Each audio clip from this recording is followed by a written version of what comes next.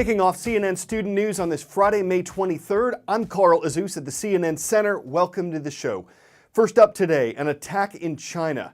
It happened at a market in Xinjiang. This is a region of northwest China. It's a place that's seen a series of attacks recently. This one involved a number of explosions. Chinese news media say 2 SUVs crashed into the market on Thursday morning. Explosives were thrown out of the vehicles, which eventually exploded themselves. At least 31 people were killed, more than 90 were wounded. China called this a serious act of terrorism, and President Xi Jinping said the people responsible would be severely punished. It's not clear yet who that is, but China has blamed some previous attacks in this region on an Islamic separatist group that lives there. We're less than 2 weeks away from the official start of the Atlantic hurricane season. These storms can form at any time, but they're most likely to spin up between June 1st and November 30th. Predicting them is like predicting the weather. It's not an exact science. This is what Superstorm Sandy looked like as it approached the northeastern U.S. in 2012. It made landfall there late in that season, on October 29th. 2012 was very active for Atlantic storms. There were almost twice as many of them as experts predicted. This time around, NOAA, the National Oceanic and Atmospheric Administration, forecasts things to be relatively quiet, but the news is that there will be hurricanes. And I can't tell you where it's going to hit or how many will hit, but the number is 3 to 6.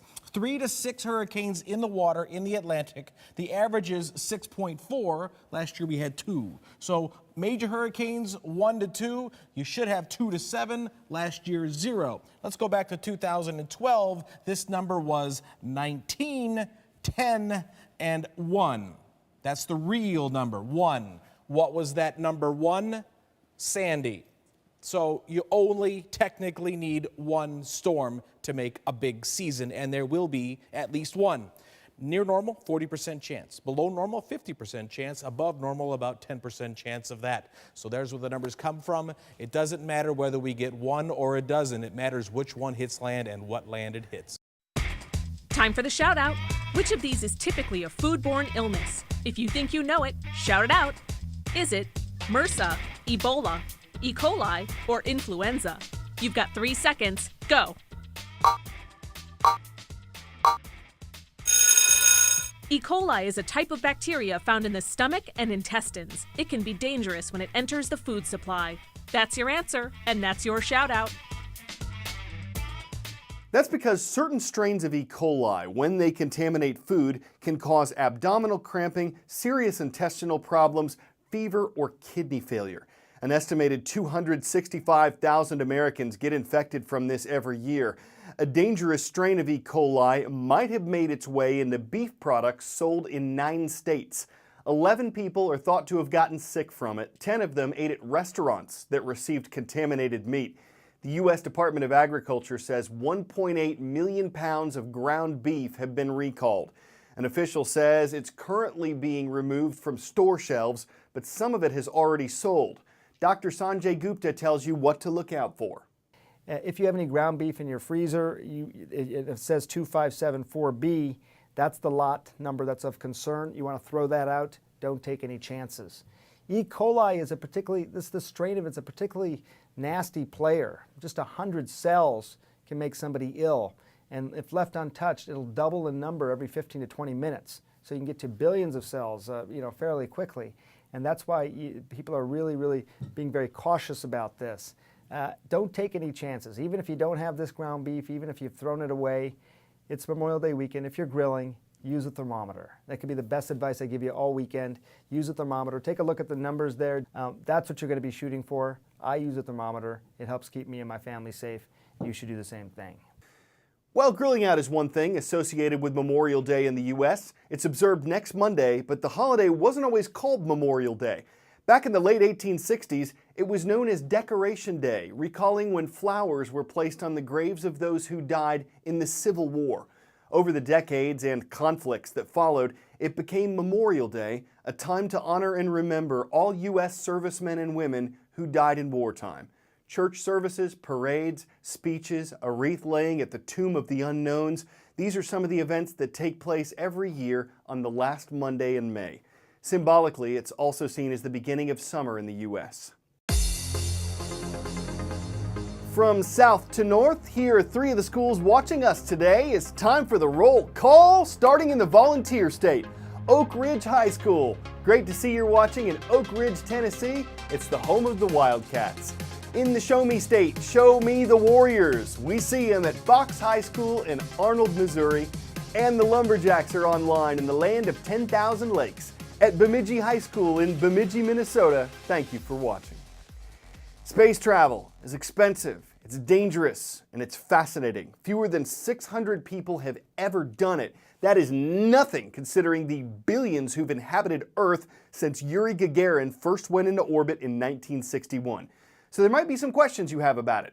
That's the thinking behind a CNN iReport project that asked students what they'd ask an astronaut. CNN, this is Mission Control, Houston. Station, this is CNN. How do you hear me? I hear you loud and clear. My name is Steve Swanson. I'm a NASA astronaut. Right now I'm living aboard the International Space Station, which is in orbit around the Earth, about 250 miles up. One, it's a fun experience. It's kind of like a roller coaster ride in a way. In the beginning of the roller coaster ride where you're going up that steep part, click, click, click, click, and it's a little tension builds. It's great, and then boom, you go. You can feel the acceleration of the engines just pushing you down into your seat as you take off. And the whole thing lasts about 8.5 minutes. And after 8.5 minutes, we're going 17,500 miles an hour, and we're up in the Earth's orbit, spinning around. Exercise is different up here. We don't have gravity. We have 3 different types of equipment. We have a treadmill, we have an exercise bike, and we have a resistive exercise device, which is like lifting weights back on Earth. We do have that planned out. We will be using commercial craft like SpaceX or possibly Boeing. Sierra Nevada also, and Sierra Nevada is a reusable vehicle. So there's one right now that's on the drawing board. It has plans, and it's a possibility, and that is reusable. The Orion spacecraft that NASA is building is not reusable also. It's another capsule. And of course, we are relying on the Russians until we get one of ours done. But I do hope in the near future we'll have at least a U.S. vehicle. And then after that, I do believe going back to some sort of reusable one will help bring the cost down and will help make it more affordable for everybody else to come up here. I'm not really scared. I don't think most of us are scared. We know there's dangers involved, but we've also been trained to handle all the possible scenarios that have come up. The number one thing we all like to do is look out the window. It's such a beautiful thing to do, and looking down on Earth is just a fantastic way to spend your time. Thank you. Square footage, number of bedrooms, features, things people ask about whenever they buy a home. You don't usually hear numbers or see curb appeal like this. Yep, it's a castle and is for sale in Kentucky. Square feet, 12,000, average is around 2,000. Bedrooms, yes, double digits. Features, it's got those too. The owner's putting it up for sale because the ultra luxury market is said to be in ultra high demand right now. The price, $30 million. That's not easy money, but it buys a real estate. Prospective owners would have to mind their manner, but anyone with that kind of dough can get an honorable mansion. I'm Carl Azus. One thing we have to mention, there will be no show Monday on the Memorial Day holiday. We'll see you next Tuesday on CNN Student News.